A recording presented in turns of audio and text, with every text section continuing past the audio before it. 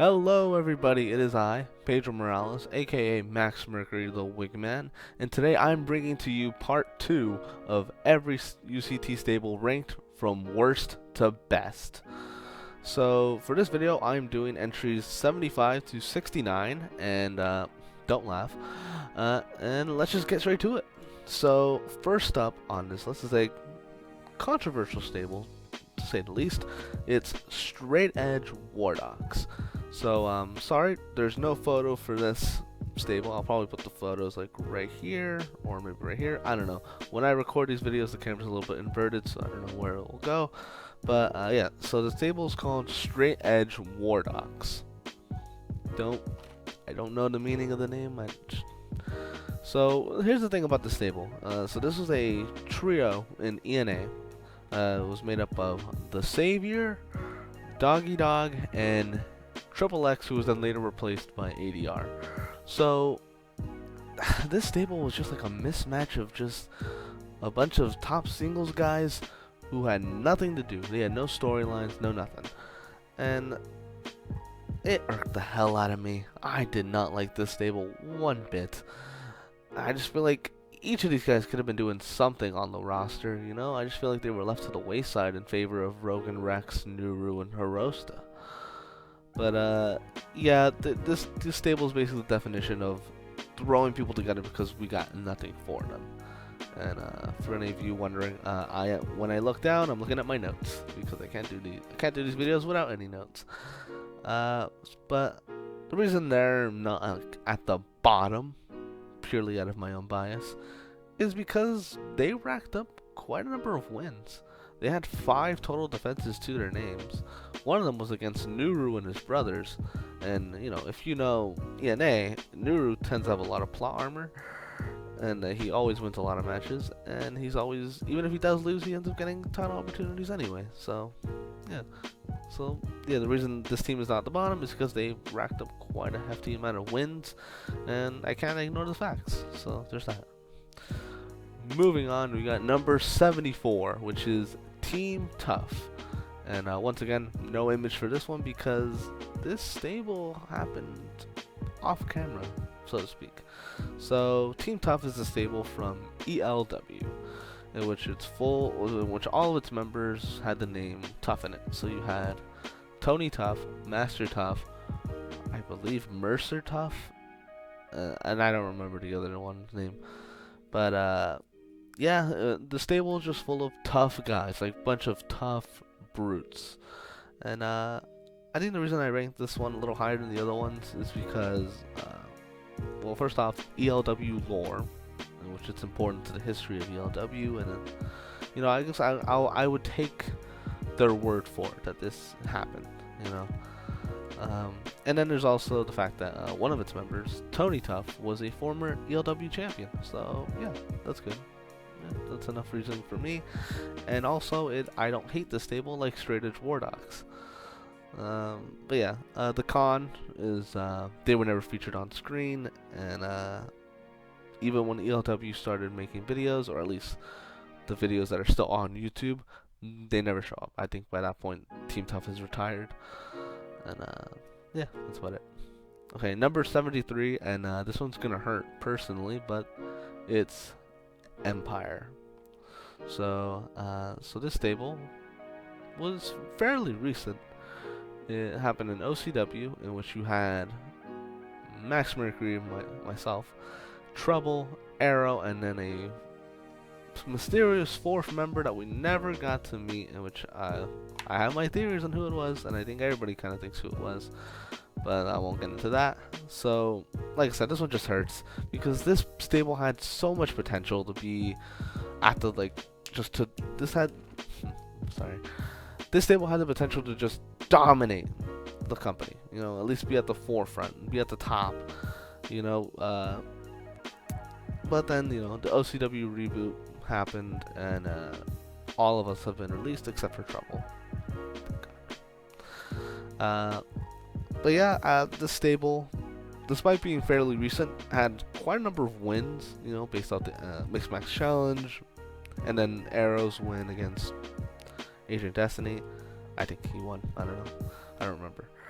But also each in this stable had racked up quite a number of feuds at the moment. So you had Max Mercury, myself, who was OCW champion and was defending against the likes of MCL, and then had a title defense against Mario coming up after that. You had Trouble, who was feuding with Star, and then you had Arrow feuding with Antho. Arrow betraying Antho to join Antho's fearsome rival, Max Mercury. But yeah, it's just a shame that they're this low. It would be much higher if the stable wasn't abruptly killed off. But moving on, next we have another stable that was very short-lived and had tons of potential, the Illuminati. So yes, there was a stable in UCT called the Illuminati.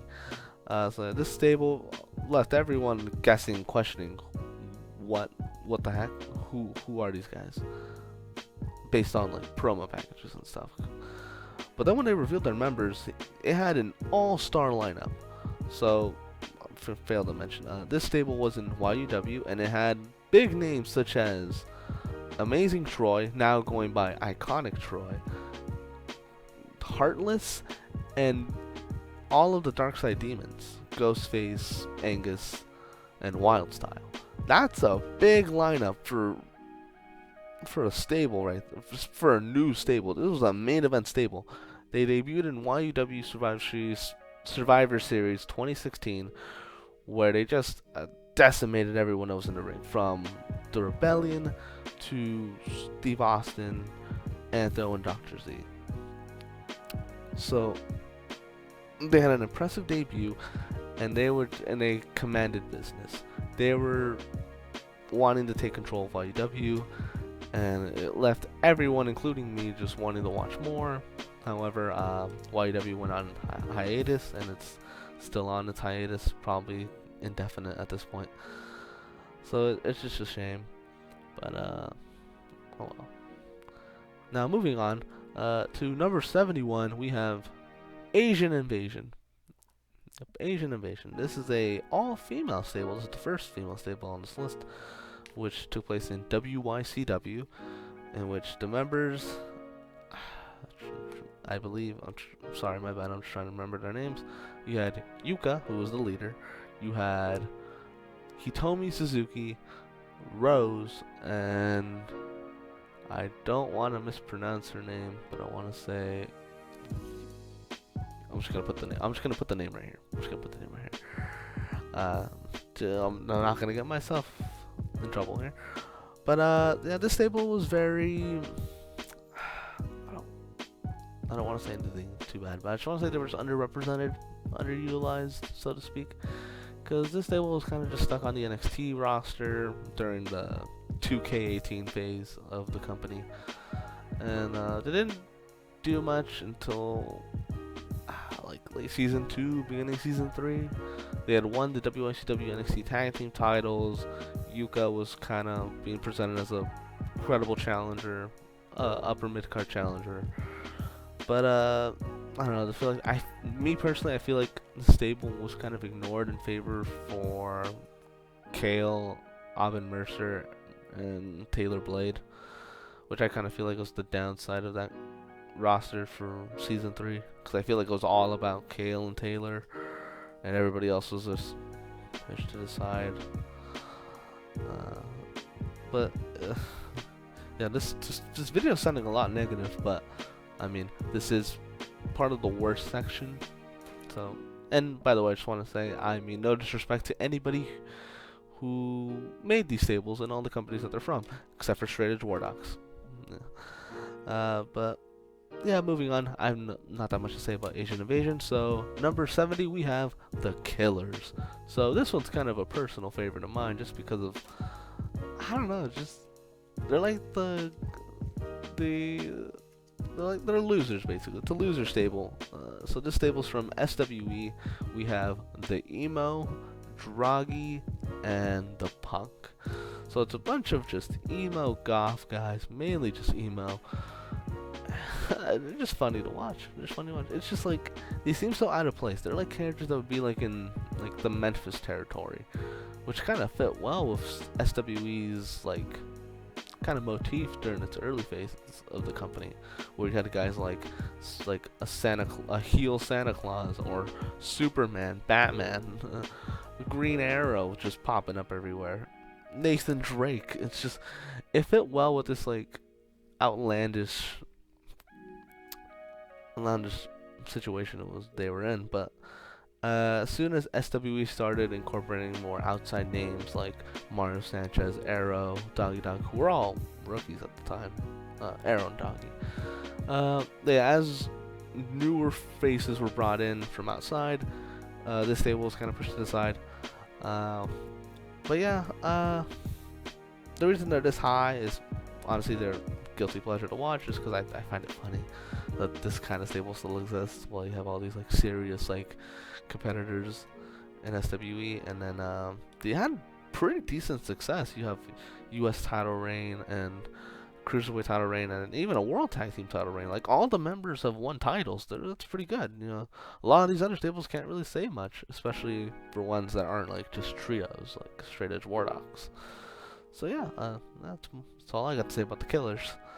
And next, the last entry on this list, and for this video, we have The Shining. So this is another fairly recent stable in PWF, Pro Wrestling Fuerza. So this stable is fairly new, and it's also a guilty pleasure of mine, just because I'm very interested to see where they go from here. So this, like I said, stables from PWF. You have Brett Storm, you got basically PWF Young Lion, Scott Starr, Cruiserweight Johnny Balmer, and we got Jacob Cass and Chuck Watson. Yeah, we have 5 members in the stable, and right now they're starting to make an impact. They're building feuds against Total Destruction right now. They've challenged for the trios titles at one point, put up a decent effort. And honestly, I'm interested to see where this goes from here. I think this is probably going to bring Brett Storm back to relevancy in PWF.